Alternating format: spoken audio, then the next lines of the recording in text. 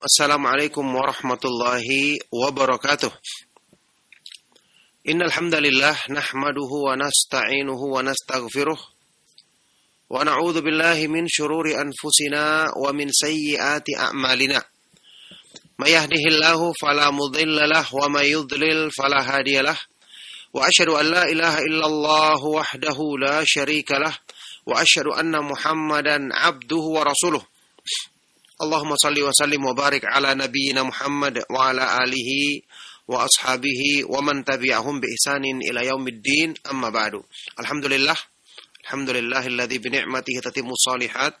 Alhamdulillah, ma'asyiral muslimin, ma'asyiral ikhwah wal akhwat fid din rahimakumullah. Para pemerhati Radio Roja, Roja TV, juga Radio Roja Kendari di frekuensi 95.1 FM rahimakumullah. Alhamdulillah, kita bersyukur kepada Allah Subhanahu wa taala atas semua limpahan nikmat dan karunia-Nya. Di pagi hari yang berbahagia ini kita dipertemukan kembali di bulan Ramadan Al-Mubarak. Ya, dipertemukan kembali di dalam majelis ilmu yang mulia, di dalam lanjutan pembahasan yang sangat bermanfaat, ya, yang sangat bermanfaat dari pembahasan yang asalnya dari kitab Miftahu Daris Sa'adah, buah karya dari Al-Imam Syamsuddin Abu Abdillah Ibnu Qayyim al-Jauziyah rahimahullah ta'ala, di pembahasan tentang al-ilmu fadluhu wa syarafuhu, ilmu, keutamaan dan kemuliaannya. Jadi segi keutamaan dan kemuliaan mempelajari ilmu agama yang mana sudah kita kaji sampai segi yang terakhir, sampai segi yang ke Ar-Rabi' wa Thalathun, ke 34. Al-Khamis wa Thalathun, sudah sampai yang ke 35. Sekarang Al-Wajhus Sadith wa Thalathun, segi yang ke 36. Ya. Fadlul alim 'alal 'abid, keutamaan orang yang berilmu dibandingkan ahli ibadah yang tanpa ilmu. Ini juga keutamaan dan kemuliaan ilmu yang akan dijelaskan oleh Imam Ibnu Qayyim di segi yang ke-36 ini. Kita lihat, beliau berkata, qala Tirmidzi, al-Imam At-Tirmidzi, Abu Isa At-Tirmidzi, di dalam jami'-nya atau sunannya berkata, haddatsana Muhammad bin Abdul A'la qala haddatsana Salamah bin Raja qala haddatsana Al-Walid ibn Jamil qala haddatsana Al-Qasim an Abi Umamah Al-Bahili radhiyallahu anhu qala dzukira li Rasulillah sallallahu alaihi wasallam rajulani ahaduhuma alimun wal akharu abid faqala Rasulullah sallallahu alaihi wasallam fadlul alimi 'alal 'abidi ka fadli 'ala adnakum thumma qala Rasulullah sallallahu alaihi wasallam innallaha wa malaikatahu wa ahlas samawati wal ardi hatta an-namlata fi juhriha wa hatta al-huta fi bahrihi la yusalluna ala muallimin nasil khaira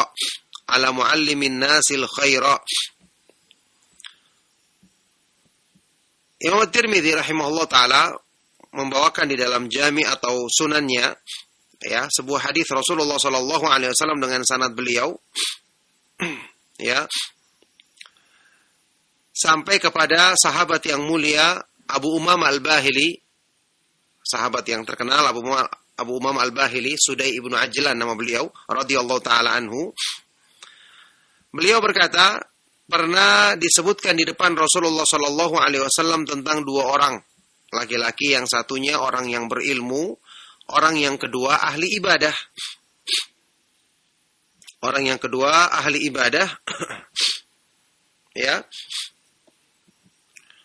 Maka Rasulullah sallallahu alaihi wasallam bersabda, fadlul alim 'alal 'abid, keutamaan orang yang berilmu dibandingkan orang yang ahli ibadah, ka fadli 'ala adnakum, seperti keutamaanku dibandingkan orang yang paling rendah di kalanganmu.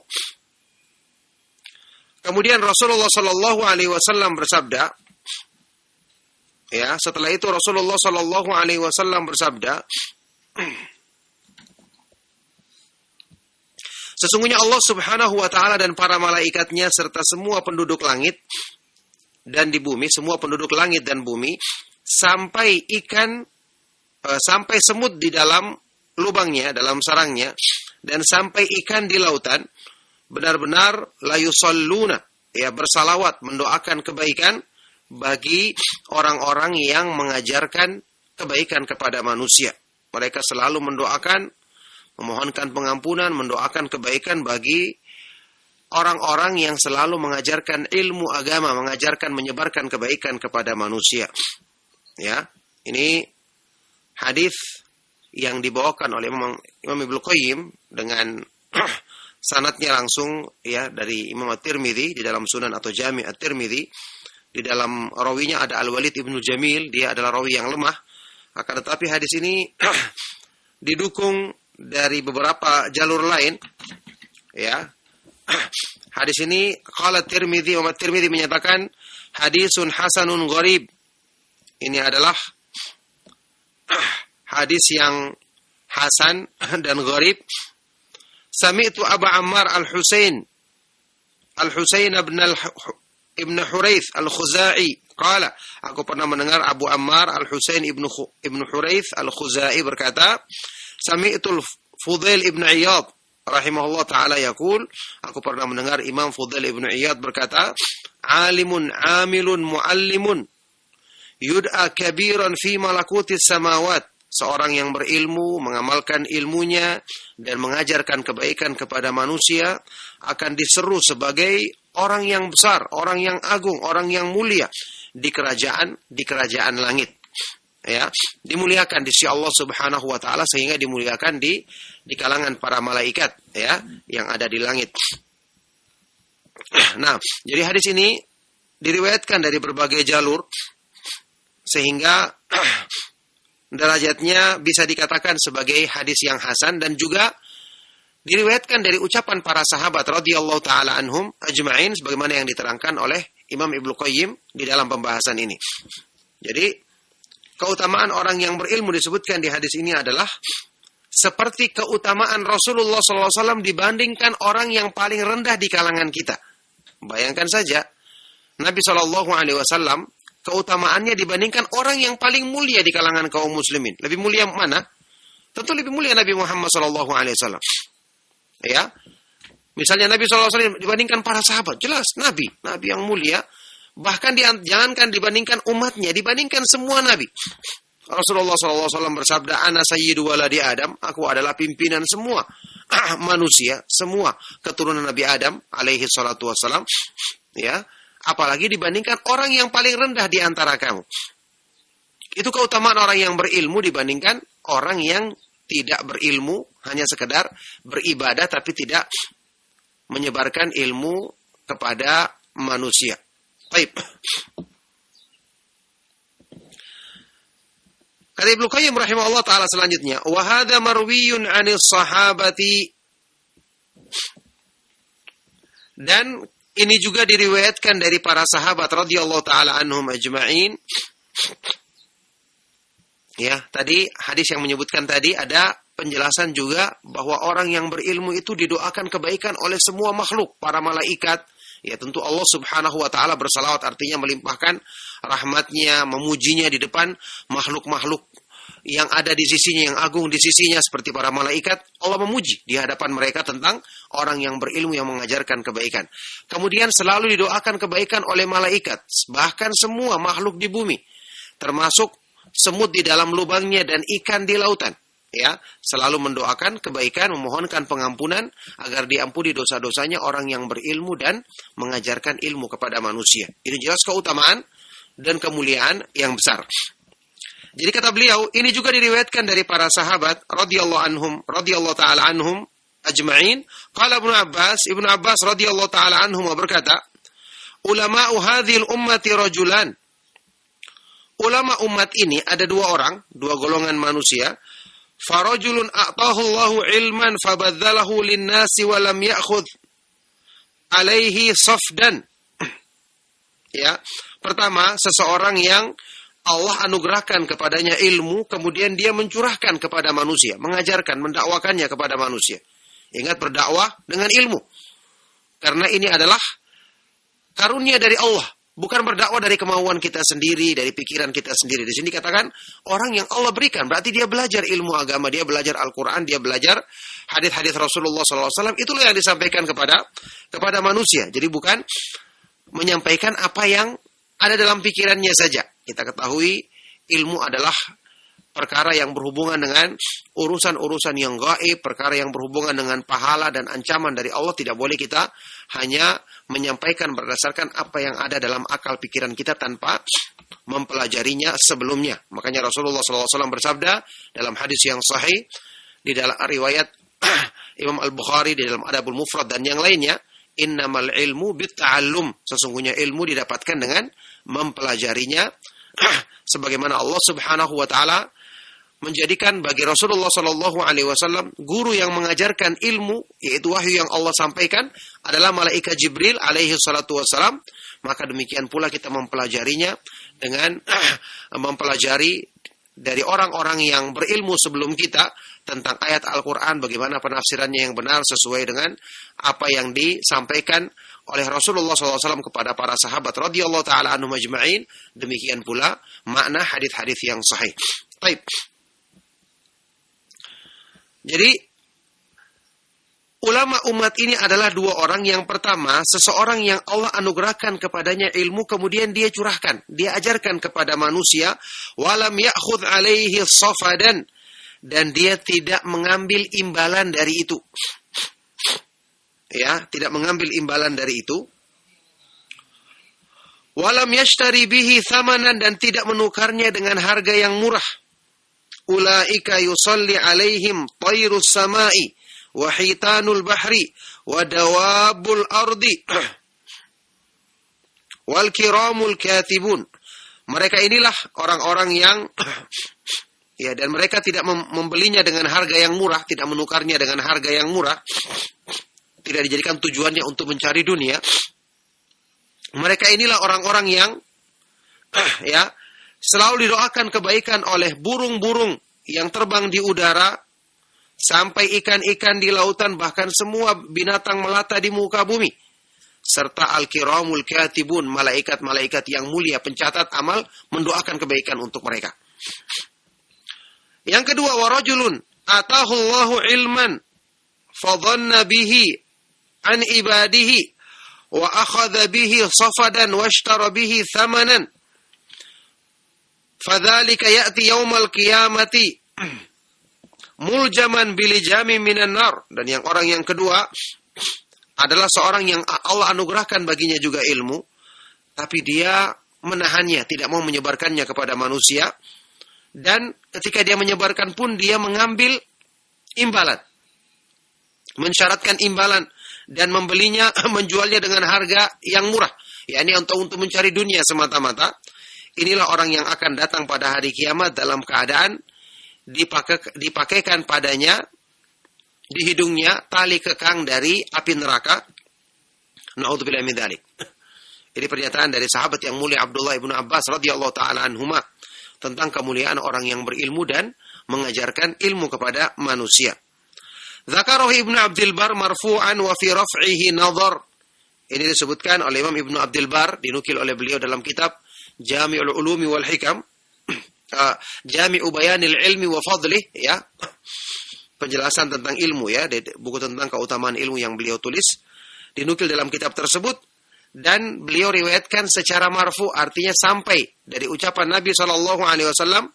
Cuman ini tentang kesahihan riwayat yang sampai kepada Nabi SAW ini perlu dipertanyakan, perlu ditinjau kembali, ya. Yang benar ini adalah dari ucapan sahabat Abdullah ibnu Abbas radhiyallahu taala anhuma. Baik. Jadi itu keterangan dari beberapa sahabat yang mengabarkan kepada kita bahwa pernyataan tentang orang yang berilmu selalu didoakan kebaikan oleh semua makhluk, ya. Didoakan agar Allah mengampuni dosa-dosa mereka, dan mereka berdoa agar Allah selalu melimpahkan rahmat-Nya. Ini disebutkan dalam hadis yang sahih tadi, tapi dalam hadis yang saling menguatkan tadi dari berbagai jalurnya, juga dari pernyataan beberapa sahabat seperti yang dinukilkan di sini. Tapi kemudian wa qauluhu, sabda Rasulullah SAW di atas tadi, di hadis yang sebelumnya, innallaha wa malaikatahu wa ahlas samawati wal ardi yusalluna ala muallimin nasil khaira. Sesungguhnya Allah, para malaikat, dan semua penduduk di langit-langit dan di bumi senantiasa mendoakan kebaikan bagi orang yang mengajarkan ilmu kepada manusia. Senantiasa mendoakan kebaikan bagi orang yang mengajarkan kebaikan, mengajarkan tentang amal ibadah yang sesuai dengan syariat Allah kepada manusia. Kata Ibnu Qayyim maknanya, lamma kana ya lamma kana ta'limuhu lin-nasil khaira sababan linajatihim wa sa'adatihim wa zakati nufusihim, jazahullahu min jinsi amalihi bi an ja'ala alaihi min salatihi wa salati malaikatihi wa ahlil ardi ma yakunu sababan linajatihi wa sa'adatihi wa falahihi.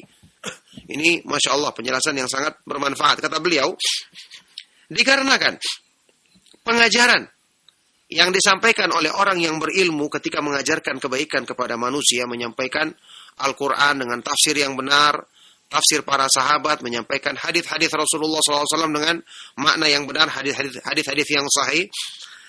Dikarenakan pengajaran mereka, ya ketika mengajarkan kebaikan kepada manusia, ini adalah sebab untuk keselamatan dan kebahagiaan hidup manusia dunia akhirat. Karena dengan tersebarnya ilmu, maka berarti sebab-sebab keselamatan. Jelas di hadapan manusia jalan menuju surga, insya Allah. Ya, karena pengajaran dari mereka orang-orang yang berilmu inilah yang menjadi sebab keselamatan dan kebahagiaan manusia dunia akhirat. Bahkan zakata nufusihim, sebab kesucian jiwa mereka dari kotoran-kotoran. Karena dengan ilmu mereka akan memperbaiki diri, akan bertobat kepada Allah, bahkan meninggalkan syirik, meninggalkan bid'ah dan perbuatan maksiat lainnya, insya Allah. Karena ini, maka jazahullahu, Allah balas mereka dari jenis perbuatan mereka sendiri, yaitu dengan Allah menjadikan, ya, melimpahkan salawat dari sisinya. Ya, ini didoakan rahmat Allah sampai limpahkan rahmatnya. Allah Subhanahu wa taala memujinya, menunjukkan keutamaannya yang sangat tinggi. Kemudian Allah jadikan salat para malaikat. Para malaikat bersalawat untuk orang ini, yaitu dengan mendoakan agar Allah mengampuni, mendoakan rahmat agar diturunkan. Allah turunkan rahmat kepada hamba ini. Juga semua penduduk di bumi. Yang ini jelas merupakan sebab untuk keselamatan orang ini, pengajar kebaikan ini, keselamatan orang yang berilmu yang mengajarkan ilmu ini, sebab keselamatannya, kebahagiaan dirinya dan keberuntungannya. Masya Allah, di sini berlaku kaidah yang sangat terkenal di dalam Islam, al-jaza'u min jinsil amal. Ya, balasan itu adalah dari jenis perbuatan kita sendiri. Orang yang mengajarkan kebaikan niatnya bukan untuk dunia, bukan mencari imbalan, tapi niatnya untuk menyebarkan kebaikan. Yang dia ketahui, bahkan kita semua ketahui, dengan sebab tersebarnya kebaikan sesuai dengan syariat Allah, sebab manusia mengamalkan ibadah, mengamalkan tauhid, akan terciptalah dengan izin Allah, akan terwujudlah, tersebarlah kebaikan di muka bumi. Akan berkurang bencana, bahkan akan hilang. Kita tahu bencana sebabnya karena perbuatan maksiat. Ya, wa ma asabakum mim musibatin fabima kasabat aydikum. Dan musibah apa saja yang menimpa kalian itu akibat dari perbuatan dosa yang dilakukan oleh tangan-tanganmu. Berarti kalau maksiat berkurang, musibah akan berkurang, bahkan hilang. Kalau kebaikan-kebaikan sesuai dengan petunjuk Allah dan Rasulnya yang tersebar, ya, melalui mereka-mereka yang mengajarkan ilmu ini, berarti akan rahmat Allah akan turun. Ya, rahmat Allah akan turun, keberkahan-keberkahan dari langit dan bumi Allah Subhanahu wa taala akan buka pintu-pintunya. Walau anna ahlal qura amanu wattaqau la fatahna alaihim barakatim minas sama'i wal ard. Seandainya penduduk satu negeri beriman dan bertakwa kepada Allah, maka kami akan bukakan bagi mereka apa?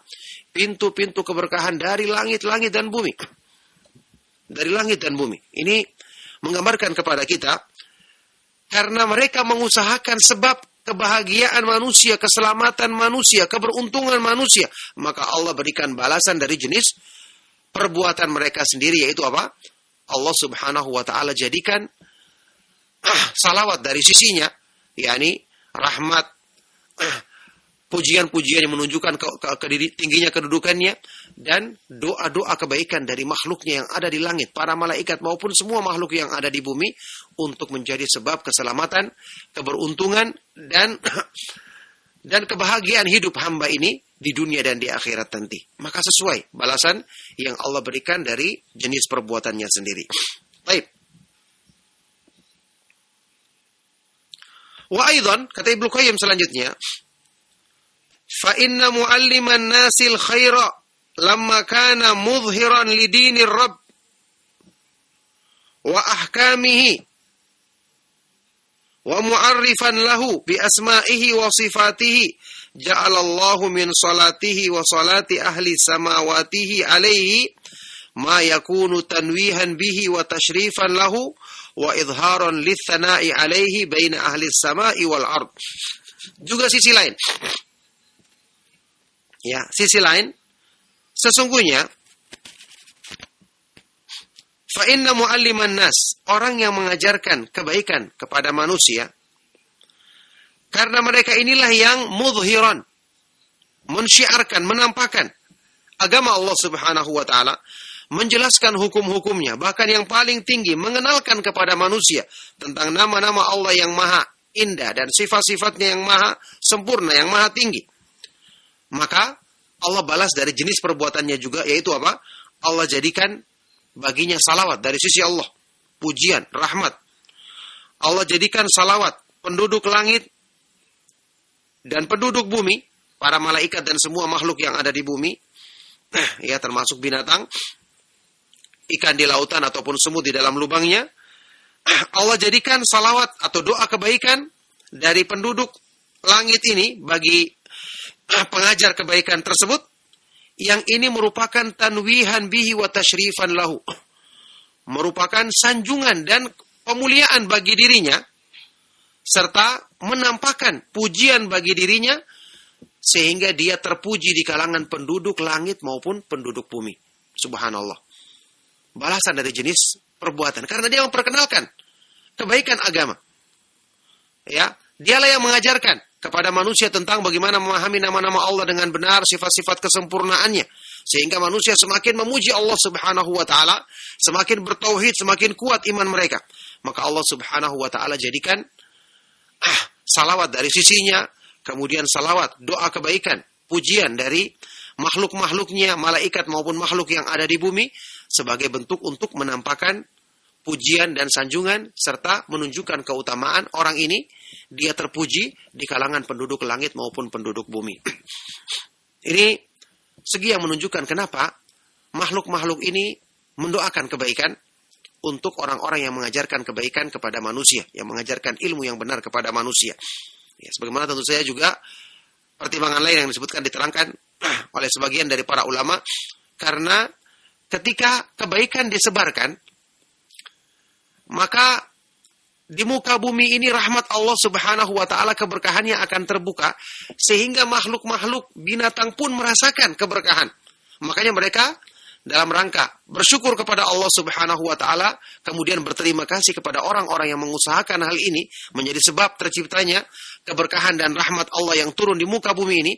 Mereka memohon kepada Allah Subhanahu wa taala agar mereka ini diampuni dosa-dosanya dan selalu dilimpahkan kebaikan bagi diri mereka. Subhanallah, ini keutamaan dan kemuliaan yang sangat besar, tentu menjadi motivasi yang besar bagi orang-orang beriman untuk semangat dalam menuntut ilmu, mempelajari agama Allah Subhanahu wa taala. Baik.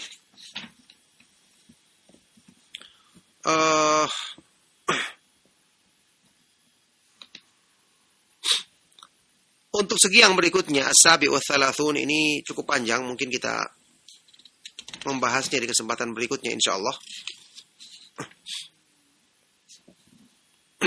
Baik, tidak mengapa, supaya nanti kesempatan berikutnya kita baca hadisnya saja. Saya akan sebutkan hadisnya saat ini. Insyaallah kesempatan berikutnya kita akan kaji makna hadisnya. Al-wajhu sabi' wa thalathun, segi yang ke-37. Ya, ridhal malaikati bi talibil ilmi, keridhaan para malaikat dengan seorang penuntut ilmu. Siapa yang tidak ingin mendapatkan keridhaan malaikat? Malaikat hanya ridho kepada orang-orang yang diridhoi oleh Allah Subhanahu wa taala. Karena para malaikat itu selalu mengikuti siapa yang dicintai oleh Allah, mereka akan cintai. Mereka tidak pernah bermaksiat kepada Allah. Ya. La ya'sunallaha ma amarahum wa yaf'aluna ma yu'marun. Mereka selalu tidak pernah bermaksiat dari apa yang Allah perintahkan, dan mereka selalu mengerjakan apa yang Allah perintahkan. Ketika malaikat ridho, berarti Allah ridho. Makanya termasuk keutamaan bagi penuntut ilmu adalah malaikat ridho kepada mereka. Ya. Baik. Ma rawahu Imam Ibnu Qayyim rahimahullah taala berkata, ma rawahu Abu Dawud wa Tirmidzi rahimahumullah taala.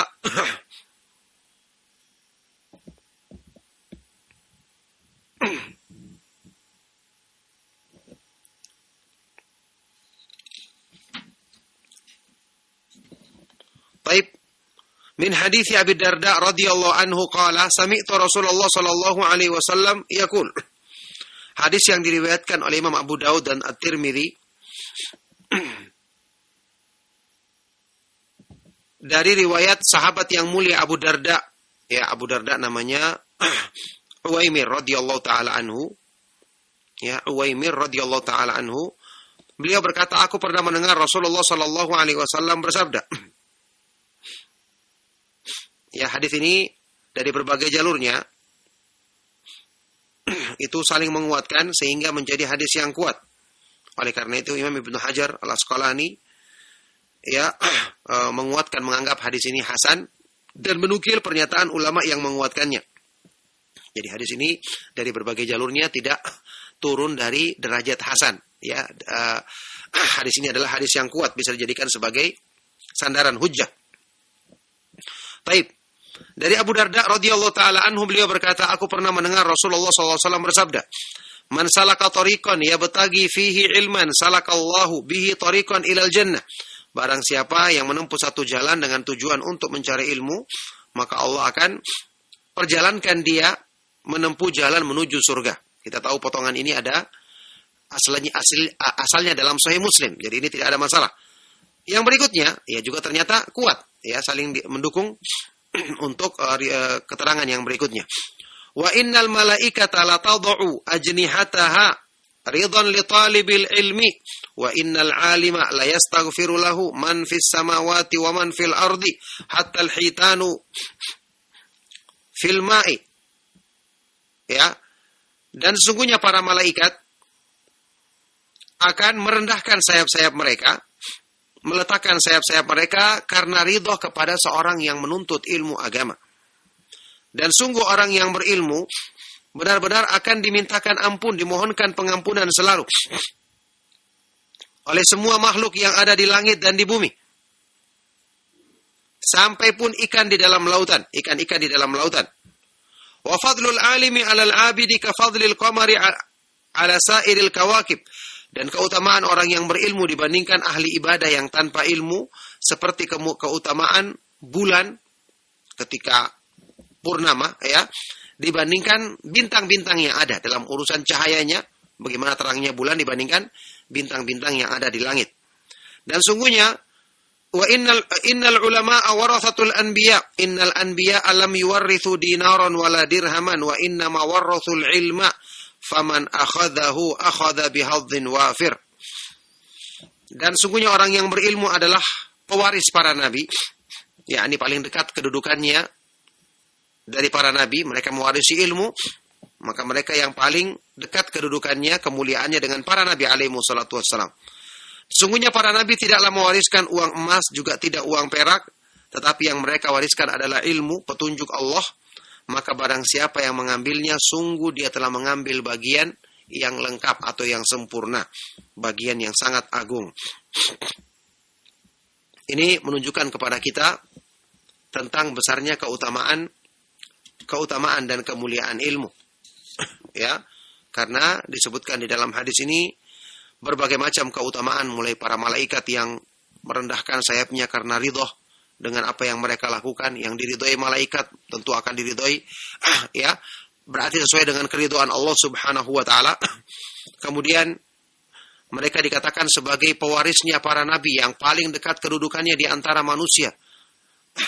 Ya, dari para nabi alaihi wassalatu wassalam adalah orang-orang yang berilmu.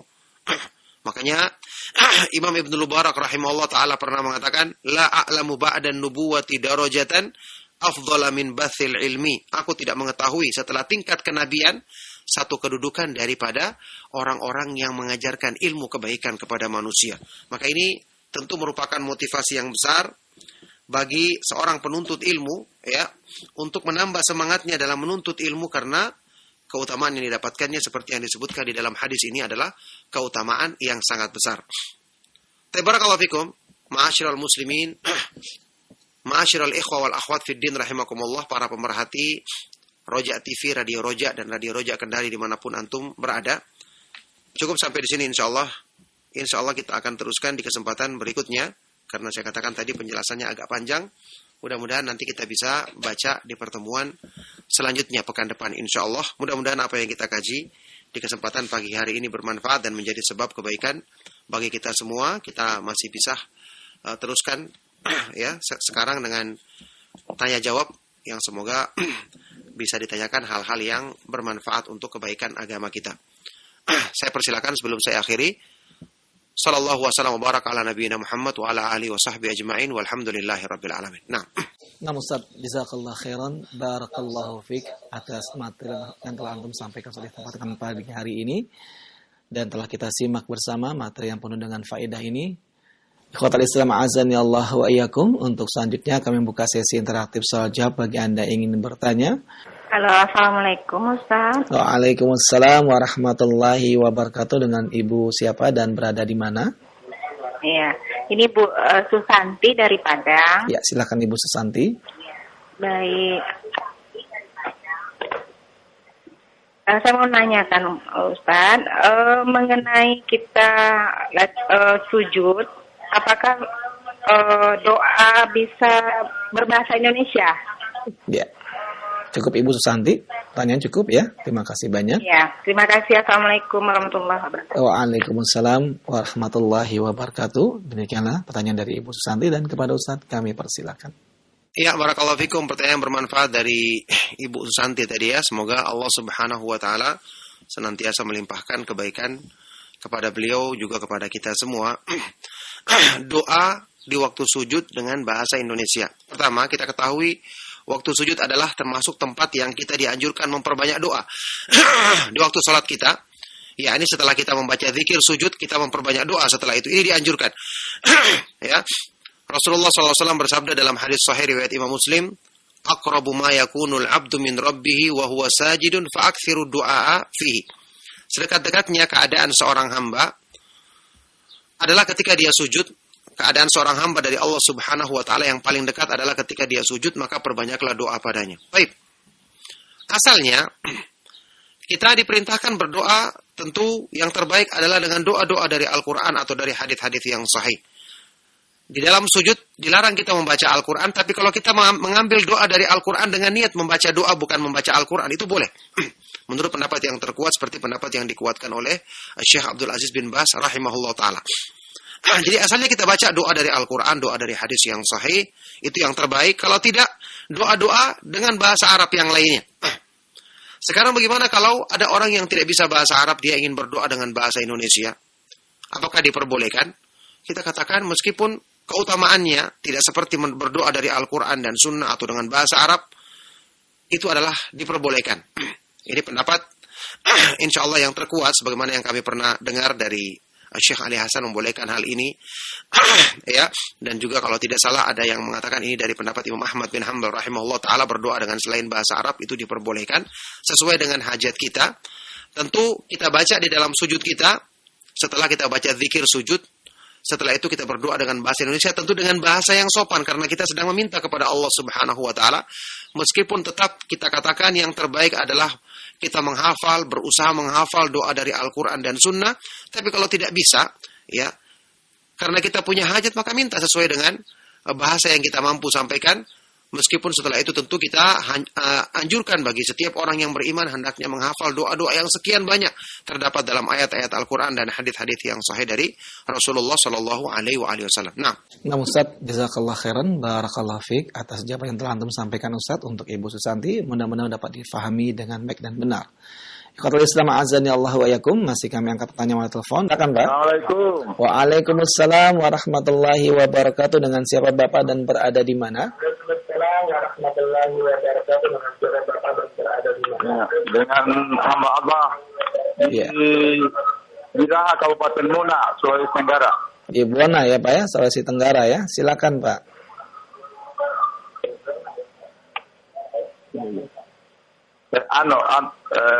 Begini Pak Ustaz.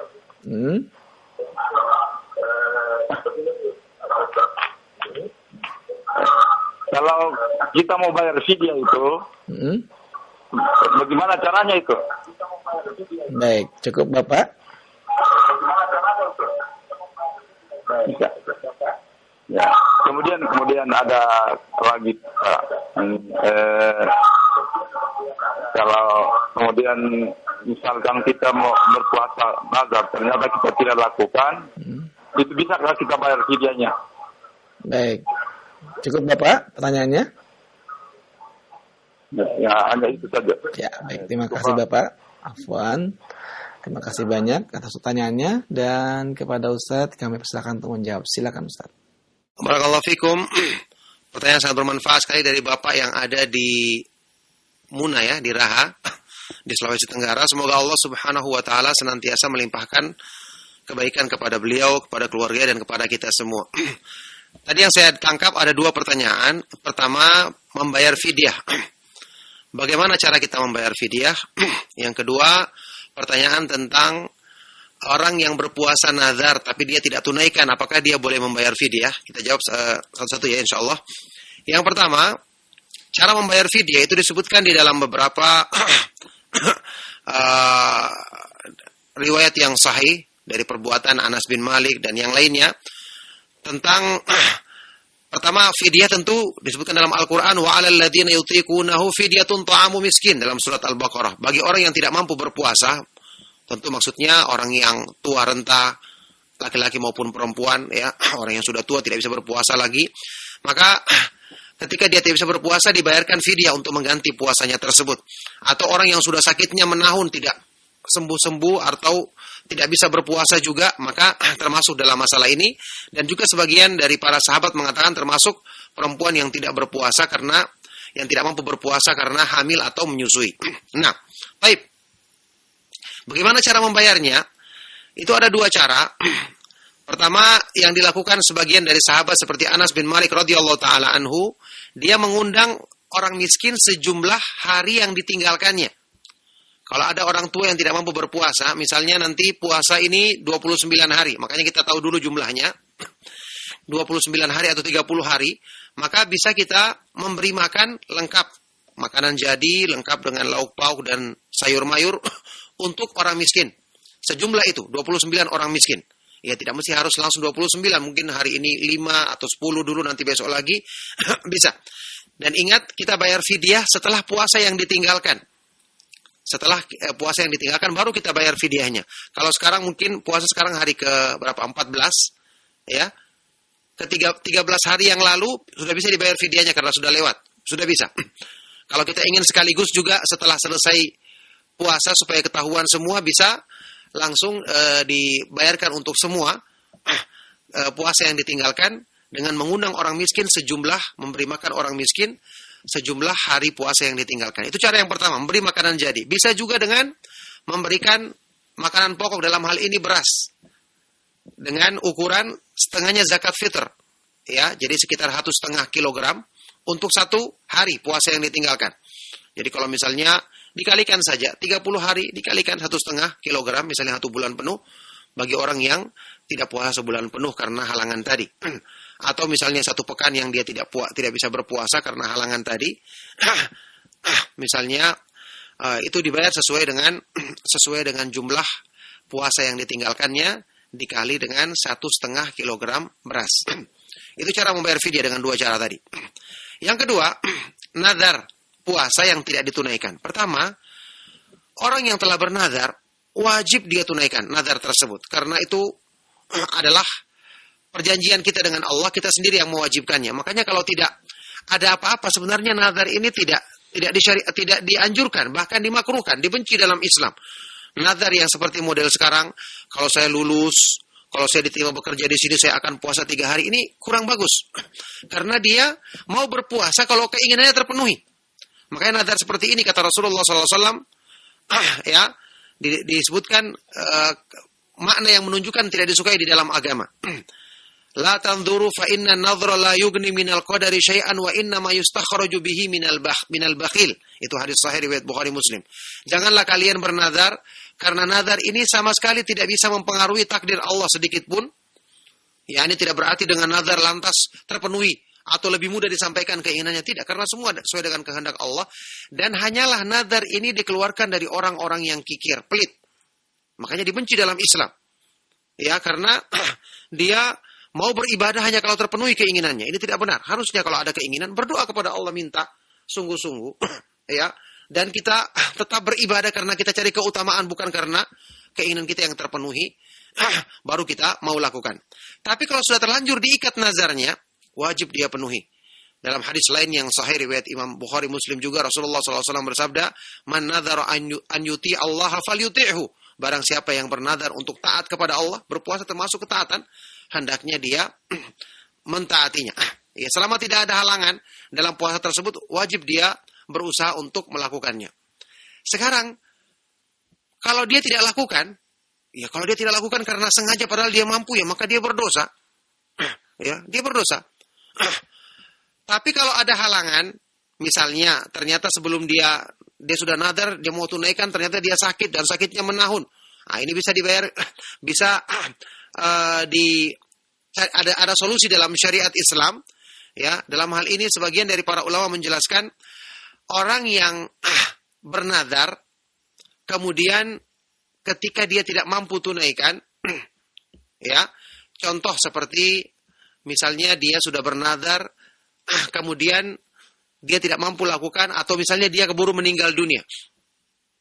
Ya, kata Rasulullah SAW dalam hadis yang sahih, man nadhara wa alaihi man mata wa alaihi siyam sama anhu waliyuhu.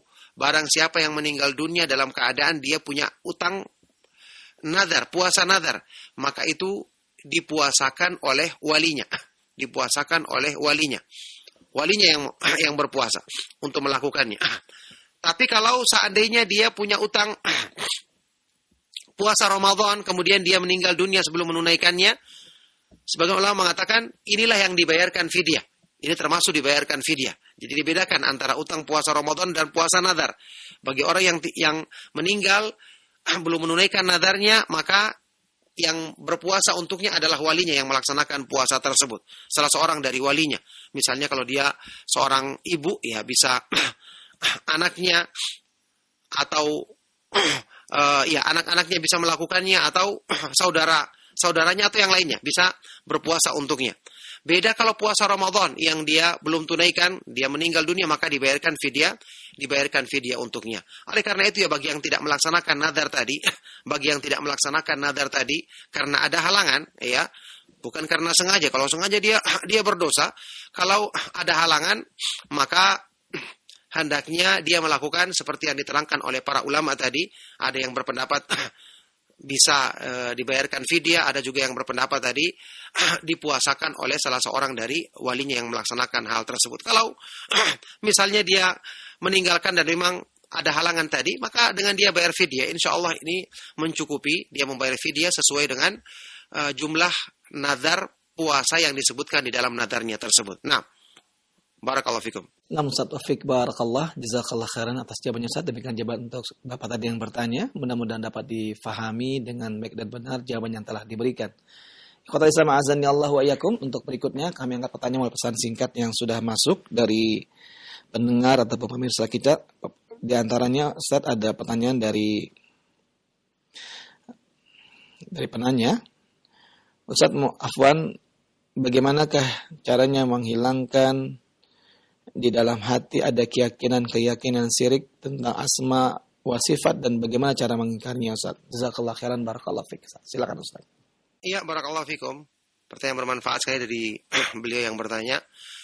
Ya, dengan izin Allah, cara untuk menghilangkannya adalah setelah kita berdoa kepada Allah, minta kepada Allah, berlindung dari godaan syaitan. Itu yang diperintahkan oleh Rasulullah SAW sehubungan dengan adanya bisikan-bisikan yang kita meragukan Allah Subhanahu wa Ta'ala sebagai pencipta. Itu ada hadisnya dalam Sahih Muslim. Rasulullah SAW memerintahkan kita untuk bertawudz, mengucapkan a'udzubillahi minasyaitonir rajim, kemudian mengucapkan amantu billahi wa rasulihi atau wa rusulih. Aku beriman kepada Allah dan kepada rasul-rasulnya. Kemudian waliyantahi, hendaknya dia berhenti dari pikiran tersebut. Jadi ketika muncul itu adalah was-was dari syaitan. Antum jangan ikuti. Anda jangan ikuti bisikan tersebut. Jadi ketika syaitan membisikkan hal-hal yang meragukan kita tentang kemahaesaan Allah atau tauhid atau kesempurnaan sifat-sifat Allah, syaitan berbisik seperti ini, Anda katakan tidak. Allah itu laisa kamitslihi syai'un, tidak serupa dengan suatu apapun. Dia maha sempurna, dia bukan makhluk. Makhluk penuh dengan kelemahan. Allah maha tinggi, maha sempurna. Kita bantah dengan itu. Kemudian kita berpaling dengan perkara yang lain. Jangan ikuti apa yang dibisikkan oleh syaitan. Ya, setelah kita berlindung kepada Allah agar dijauhkan hal tersebut, kemudian ucapkan tadi amantu billahi wa rusulihi, dan aku beriman kepada Allah dan Rasulnya, maka insya Allah mudah-mudahan dengan ini kita lakukan, ya, Allah akan menghilangkan bisikan-bisikan tersebut, sebagaimana ini yang diajarkan di dalam sunnah Rasulullah Shallallahu Alaihi Wasallam. Nah, barakallahu fikum. Nah, Ustaz Taufik barakallah, jazakallah khairan atas jawaban yang telah antum sampaikan Ustaz. Ikhwatal Islam azanni Allah wa iyyakum, masih dalam sesi interaktif soal jawab, dan untuk berikutnya kami angkat kembali melalui pertanyaan melalui pesan singkat yang sudah masuk di line pesan singkat kami di 0819896543. Ustaz, bagaimanakah hukumnya seorang suami yang sudah mentalak istri 3 kali tapi ingin rujuk kembali? Apa yang harus dilakukan Ustaz? Silakan Ustaz. Orang yang sudah mentalak istrinya 3 kali dan talak tersebut talak yang memang benar jatuhnya, maka ketika dia ingin rujuk kembali maka tidak diperbolehkan. Disebutkan dalam Al-Quran, fala tahillu lahu hatta tankiha zaujan ghairah. Tidak halal baginya sampai kecuali istrinya ini menikah dulu sama laki-laki lain, kemudian ditalak, baru dia bisa kembali. Ya, harus dengan syarat seperti itu. Kalau sudah talak 3 maka sudah dipisahkan, sudah talak bain namanya, talak yang berpisah. Tidak bisa dia kembali kecuali dengan cara seperti yang disebutkan di dalam ayat tadi. Nah, makanya hendaknya seorang suami jangan bermudah-mudah dalam urusan talak, karena ini akan menjadi penyesalan bagi dirinya, apalagi kalau dia sudah sangat mencintai istrinya, kemudian anak-anaknya. Maka kita berlindung kepada Allah Subhanahu wa Ta'ala dari segala sesuatu yang melanggar syariatnya. Nah, barakallahu fikum. Nah, Ustaz Taufik barakallah, jazakallah khairan atas jawabannya Ustaz. Dan untuk berikutnya kami angkat pertanyaan melalui telepon. Assalamualaikum. Waalaikumsalam warahmatullahi wabarakatuh. Dengan siapa Bapak dan berada di mana? Ini dari Pak Ali dari Kalimantan Barat. Pak Andi dari Kalimantan Barat. Silakan Pak Andi pertanyaannya. Mau nanya gini, termasuk melafazkan niat itu apa bisa dikiaskan ke itu labbaik Allahumma labbaik itu apa waktu ketika Nabi tidak menemukan makanan pada pagi hari, lalu beliau kalau begitu saya mau berpuasa. Apakah itu bisa dikiaskan dengan melafazkan niat, Ustaz? Baik, cukup Pak Hari pertanyaannya. Baik, sudah terputus. Baik, cukup. Dan kepada Ustaz kami persilakan menjawab. Silakan Ustaz. Pertanyaan bermanfaat dari Bapak yang ada di Kalimantan Barat tadi ya. Semoga Allah Subhanahu wa Ta'ala senantiasa melimpahkan kebaikan kepada beliau dan juga untuk kita semua. Ya, tentu tidak bisa dikiaskan Pak, karena ibadah seperti sholat atau puasa kan dikerjakan oleh Nabi SAW. Kenapa beliau tidak lakukan melafadzkan niat? Padahal sholat berkali-kali beliau lakukan selama hidupnya, setiap hari paling tidak 5 waktu, ada sholat sunnah lagi. Ibadah puasa juga seperti itu beliau lakukan berkali-kali. Kenapa tidak ada seorang sahabat pun yang menukilnya? Dan kenapa tidak ada seorang pun dari ulama 4 madhab yang mengatakan tentang niat tersebut? Ya, adapun masalah bertalbiyah ketika kita haji atau umroh, ini kata para ulama kedudukannya seperti takbiratul ihram. Ini adalah ucapan untuk semacam zikir untuk masuk ke dalam ibadah. Ini bukan pelafatan niat. Kayak kita mengucapkan salat, Allahu Akbar. Ini kan pembukanya salat kita. Sebagaimana salat itu ada pembukanya, ada juga penutupnya kan, penutupnya salam. Maka demikian pula ketika kita masuk dalam ihram haji atau umroh, talbiyah itu adalah pembukanya. Jadi itu seperti kedudukannya seperti takbiratul ihram. Pembuka. Ini boleh berarti kita mulai berihram pada waktu itu. Jadi contoh seperti misalnya waktu kita ihram haji atau umroh, kan kita bisa pakai pakaian ihram sebelumnya. Orang sudah siap-siap. Misalnya seperti orang yang saat ini umroh di atas pesawat, umroh nanti langsung ke Mekah, kan dia melewati Yalamlam. Dia harus bertalbiyah mulai dari pesawat. Dia boleh pakai pakaian ihram sebelumnya. Nah, yang membuat dia dikatakan sudah masuk ihram bukan dengan pakaiannya, karena kalau dia belum berniat, dia belum bertalbiyah, belum masuk. Ya, setelah dia kemudian sudah mendekati atau akan melewati yang namanya miqat. Kalau dari Indonesia melewati Yalamlam, ya, miqatnya penduduk Yaman. Ketika itu dia niatkan di dalam hatinya, kemudian dia ucapkan tanda masuknya dia ke ihram tersebut dengan talbiyah tadi, labbaik Allahumma umratan. Jadi seperti kedudukannya takbiratul ihram. Takbiratul ihram bukan termasuk niat, karena niatnya sudah ada dalam hati kita. Kita ucapkan sebagai tanda kita masuk di dalam salat kita. Ya, sama dengan tadi masalah yang berhubungan dengan Nabi SAW mengucapkan ini shaim, kalau begitu saya berpuasa. Ya, kalau seandainya dikatakan niat kan harus mendahului amal. Harus mendahului amal kita. Ya. Nabi SAW itu mengucapkan demikian ketika dia bertanya kepada keluarganya, tidak ada makanan di pagi hari itu. Kemudian kalau begitu saya berpuasa, karena beliau SAW memang belum melakukan pembatal puasa. Belum melakukan pembatal puasa, dan ini tidak ada hubungannya dengan masalah niat. Dia ingin memberitahu kepada keluarganya bahwa beliau berpuasa. Hanya setelah itu saja. Ini menunjukkan kebolehan orang yang berpuasa untuk puasa sunnah dengan tidak meniatkan sebelumnya. Karena keinginan berpuasa muncul saat itu. Tidak ada makanan untuk puasa sunnah, dan memang beliau belum melakukan pembatal selama dari terbitnya fajar sampai waktu beliau bertanya, maka diperbolehkan. Ya, ketika muncul niatnya saat itu, dia lakukan, dan niatnya di dalam hati. Dan bukti Nabi SAW tidak mengucapkan niat, karena beliau tidak mengatakan saya niat berpuasa sekarang. Kan tidak melakukan begitu. Dia cuma mengatakan saya berpuasa sekarang.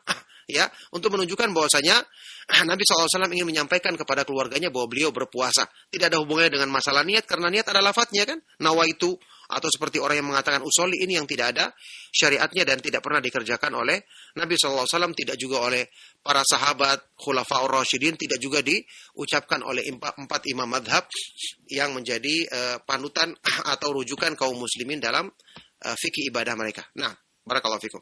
Nah, Ustaz Wafiq, barakallah, jazakallah khairan Ustaz atas jawabannya Ustaz. Dan untuk berikutnya masih kami angkat pertanyaan di layanan pertanyaan di sesi interaktif soal jawab ini. Bagi Anda yang ingin bertanya, silakan. Assalamualaikum. Waalaikumsalam warahmatullahi wabarakatuh. Dengan siapa Bapak dan berada di mana?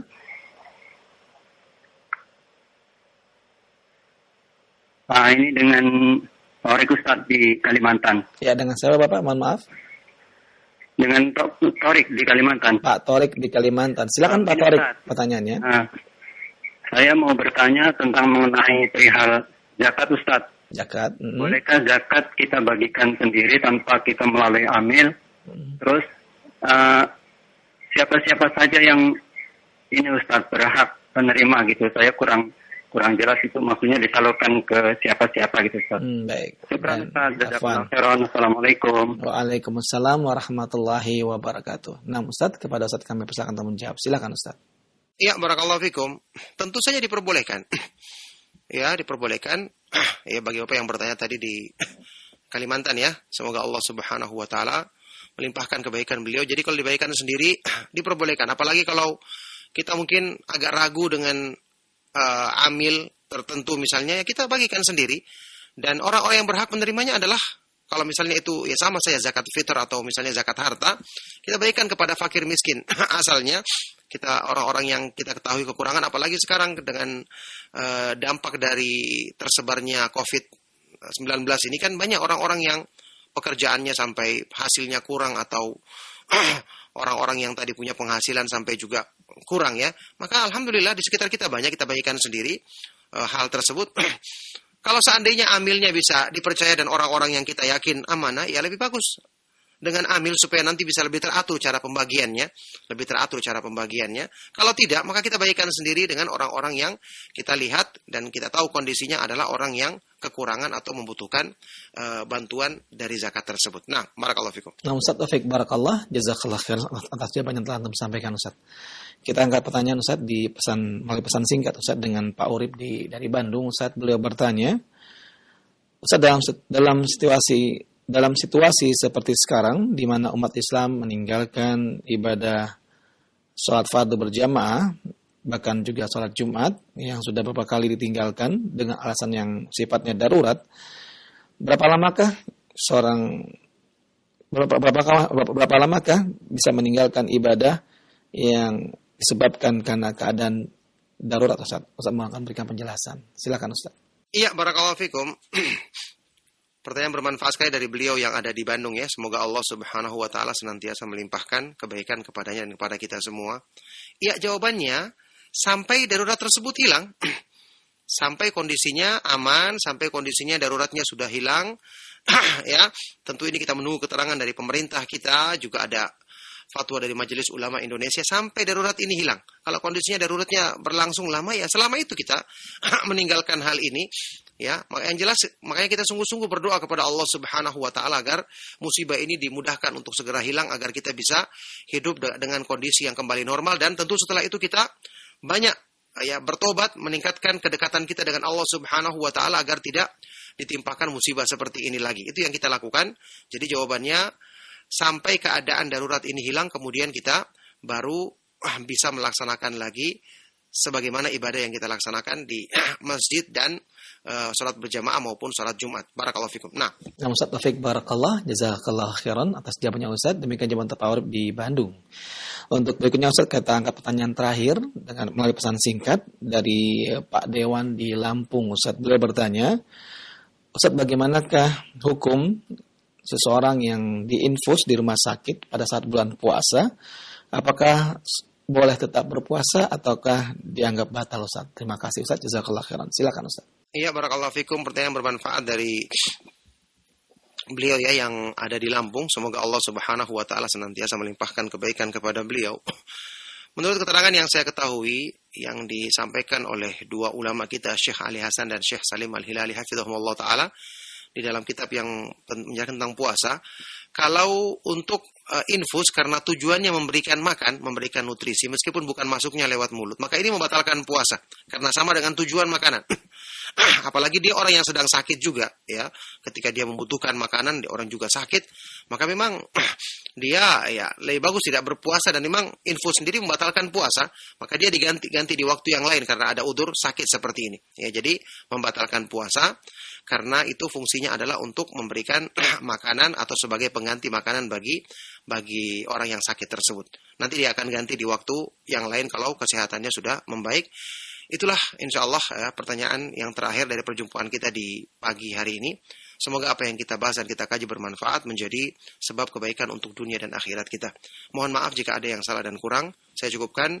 Sallallahu wasallam wa barak ala nabiyina Muhammad wa ala alihi wa ashabihi wa man tabi'ahum bi ihsan ila yaumiddin. Walhamdulillahi rabbil alamin. Subhanakallahumma wa bihamdika asyhadu an la ilaha illa anta astaghfiruka wa atubu ilaik. Wassalamualaikum warahmatullahi wabarakatuh.